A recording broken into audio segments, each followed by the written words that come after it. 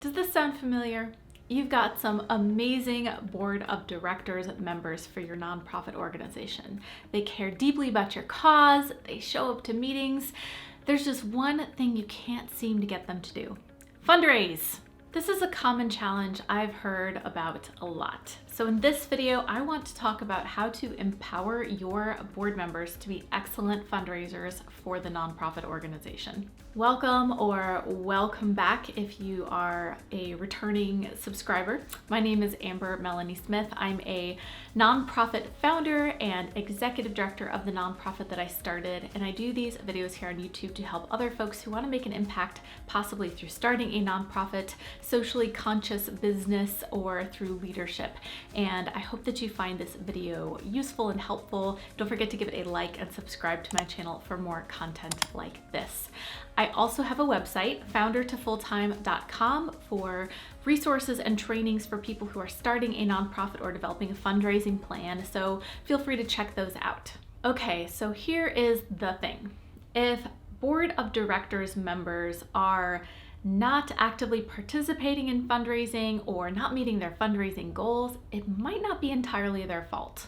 Let's face it, fundraising is hard, and if you don't have experience with it already, then it can make you feel like it is anxiety-inducing or intimidating or insurmountable. This does not necessarily mean that board members don't want to feel better and do better at fundraising. Oftentimes, in my experience, it is the mysteriousness of how fundraising works that makes it feel more intimidating than it has to. As some of my favorite authors, the Heath brothers, like to say, what often looks like resistance is actually a lack of clarity. The 7 tips and strategies that I'm about to share are all about making fundraising feel more clear, more easy, and fun for your board of directors so that they can actually get excited about doing it to support the organization. All right, so let's go. 7 tips. The first strategy has to do with how fundraising is talked about and approached in your organization overall. And the strategy is to create a positive culture around board fundraising for the whole organization. Fundraising needs to be normalized. It needs to feel like an everyday, normal part of the work that everyone is just expected to participate in. So here are a couple of practical ways you can do that. The first thing you can do is to, if you haven't done this already, start making fundraising expectations part of your new board member recruitment process. You want to put the fact that board members are going to be expected to participate in and help with fundraising right up front in the board description, in a board application. You want to discuss it openly during a board interview process when you're talking to new board candidates.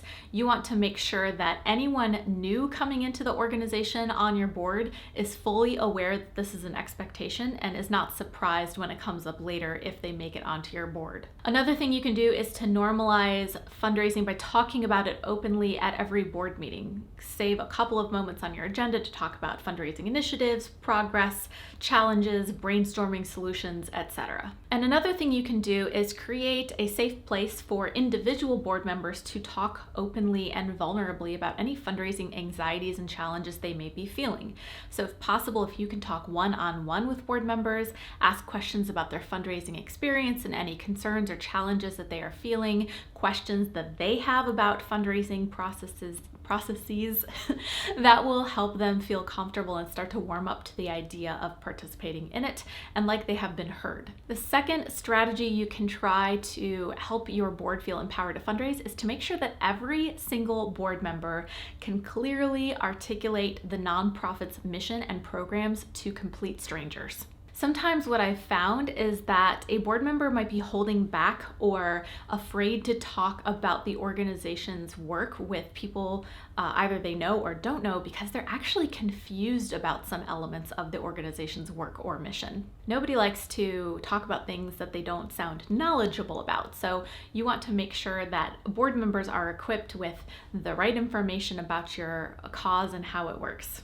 A couple ways you can do this. You can provide a couple of key messages, key talking points for board members that they can learn about and absorb. And another especially effective strategy is to invite board members to volunteer for on-the-ground, day-to-day organizational activities. It's a lot easier to explain something to someone once you have personally witnessed it and participated in it firsthand. So giving them a chance to see what it's like behind the scenes in the day-to-day operations of the nonprofit can give them an opportunity to do that. The third strategy you can try is to help board members personalize their fundraising approach. And you can do this by asking them to reflect on and even write down their why story. That's WHY, their why story. And their why story is their personal answer to the questions of why did they want to join the nonprofit's board in the first place? Why are they personally connected to the cause? Why do they feel that the organization is worthy of public donations? When a board member can explain their personal reasons to people that they know in their networks that they're involved in the organization, it's going to come across as a lot more authentic and genuine. And we know that trust of an organization, trust of the people associated with an organization is one of the major reasons a person might make a decision to donate their money to an organization. So having the ability to authentically tell your story and your reasons for being involved will help create that trust and increase the chances that the people that they talk to are going to become donors in the future. The fourth very important strategy that you can take is to involve board members in all aspects of fundraising, not just the asking for money parts. Fundraising, as you may know, is more than just asking for money or selling things all the time. Effective fundraising happens when you are cultivating and building relationships with donors and potential donors throughout the whole year. That means that so many other activities outside of just the literal asking for money parts contribute to fundraising success. Board members can be helping with other things like donor stewardship, which means keeping those relationships with donors throughout the year, writing thank you notes, doing thank you donor calls. They could be helping with the logistics of fundraising events. They could be participating in public speaking engagements. They could be doing outreach to their networks to just share what your cause does, even before or without asking for money. I have found that once people realize that fundraising involves way more than just making the ask for money, that they tend to have this epiphany and feel a lot less anxious about doing it. One thing you can do is actually write out a whole list of the types of activities that your organization needs to do throughout the year to help support fundraising. So all those things I just mentioned, public speaking engagements, outreach, helping at events, etc. And then share that list with your board members and ask them to choose a couple things off of the list that they can personally commit to doing. The fifth strategy you can undertake is ensuring that you have 100% board giving, even if that just means board members are giving a single dollar. Oftentimes, donors will feel a lot more comfortable giving to an organization or saying yes to a donation request if they know that the person or people asking them has also contributed personally. It's a way that board members can lead by example. The sixth strategy is to share success stories and impacts of the organization with the board regularly. What you're trying to do with this one is give board members an excuse to excitedly share updates about your organization with the people in their social networks. You want to be feeding them regular good news and updates that they can pass along to others, because the more the people in their personal and social networks hear about your organization, the more likely they're going to be to say yes to a donation request down the line. One way you could do this is by choosing some top highlights every week or couple of weeks or even month to email to your board members. Something like, here are the top 5 or 10 great things that happened with the organization, the top impacts we made this month. And like I said, not only does that help prime the people in the networks of your board members for a future donation ask and gets them excited about the possibility of supporting your great work, but it also keeps board member morale high, because of course you want to support and raise money for an organization that's doing such awesome things all the time. The seventh and final strategy I'm going to share today is make fundraising fun. You want to reframe fundraising from a scary activity into one that is fun for your board and team. There's several ways you can do this. One of them is to normalize talking about fundraising failures. you're not always going to hit your goal. But if you can create an environment in which all board members are willing and able to talk about those fundraising setbacks or challenges or concerns openly and brainstorm solutions together, you're going to take the fear out of that part of it.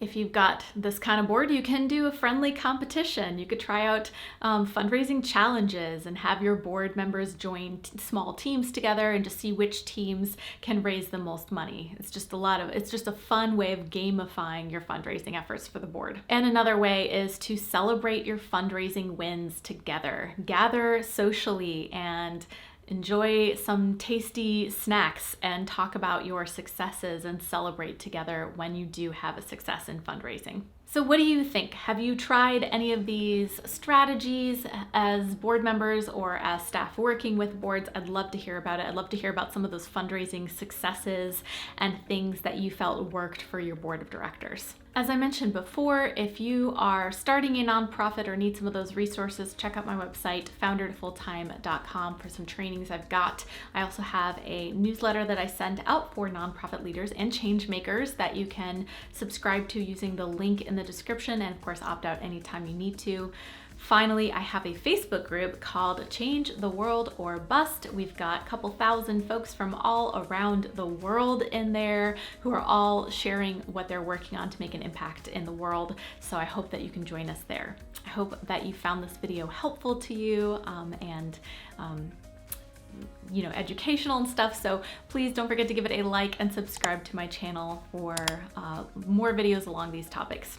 I hope to see you next time. Once again, I'm Amber Melanie Smith. Bye.